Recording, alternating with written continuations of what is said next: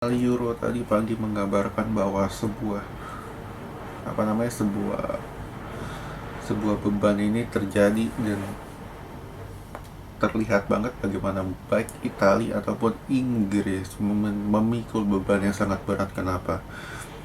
Karena mayoritas dari kedua pemain ini merupakan pemain-pemain muda ya, kecuali Italia ada beberapa pemain senior, sedangkan untuk Inggris mayoritas pemainnya muda. Jadi istilahnya beban mereka pikul pun sangat berat.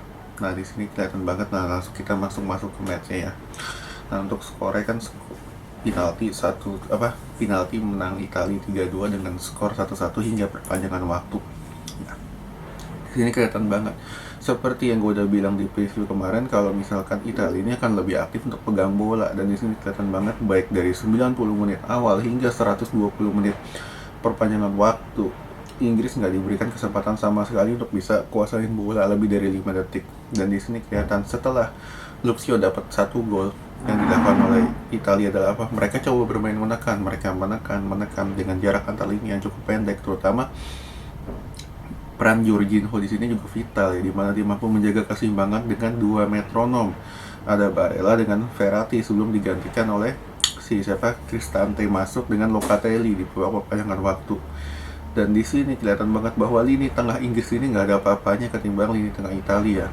Lini tengah Inggris yang kalau katanya menurut media duo Philip dengan Declan Rice ini bagus segala macam bla bla bla, gue bilang ya di sini kelihatan nggak bisa ngapa-ngapain juga. Justru Inggris di sini lebih membangun serangan lewat Luxio. Di sini satu pemain dong yang aktif. Trippier hilang, Sterling 120 menit hilang entah kemana, Mount hilang juga, Kane nggak terlalu kelihatan.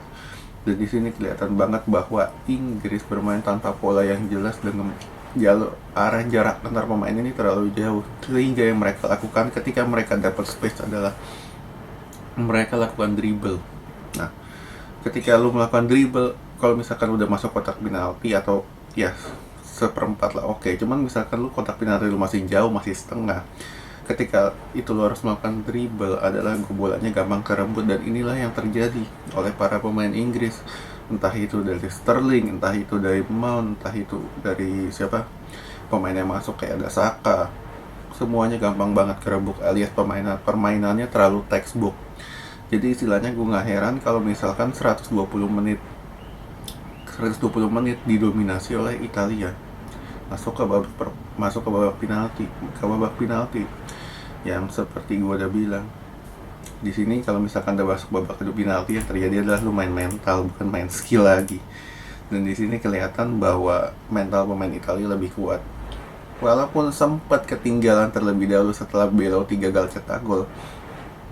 Cuman di sini peran pemain senior ini penting. Bonucci cetak gol, keadaan berubah sama 2-2. Rashford nggak mampu untuk memikul beban berat ketika dia bertugas untuk sebagai penentu di tendangan penalti ketiga. Ditambah Sancho, ya, lalu Saka, 3 pemain muda bertugas sebagai algojo penalti penentu. Yang terjadi adalah mental mereka down, dan ya gue nggak heran mereka akan gagal beruntun. Jadi kalau bisa bilang ini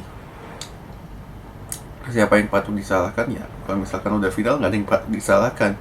Cuman ini semoga bisa jadi pembelajaran bagi para pemain muda ya, supaya lu harus bisa lebih tenang ketika bertugas sebagai penentu, entah itu sebagai penentu kemenangan atau penentu algojo penalti. Oke, sekian dulu.